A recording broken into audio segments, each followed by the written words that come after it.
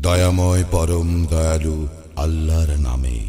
তুমি তোমার সুমহান প্রতিপালকের নামের পবিত্রতা ও মহিমা ঘোষণা করো, যিনি সৃষ্টি করেন ও সুঠাম করেন এবং যিনি পরিমিত বিকাশ সাধন করেন ও পথ নির্দেশ করেন এবং যিনি তৃণাদি উৎপন্ন করেন, পরে উহাকে ধূসর আবর্জনায় পরিণত করেন।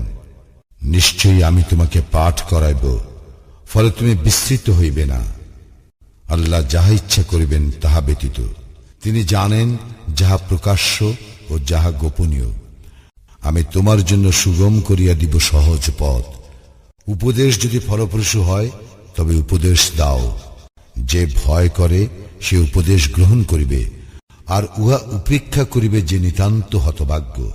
যে মহা অগ্নিতে প্রবেশ করিবে, অতঃপর সেখানে সে মরিবেও না, বাঁচিবেও না।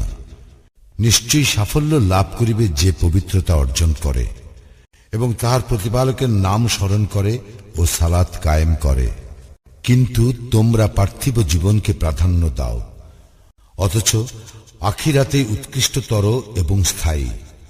ইহা তো আছে পূর্ববর্তী গ্রন্থে, ইব্রাহিম ও মূসার গ্রন্থে।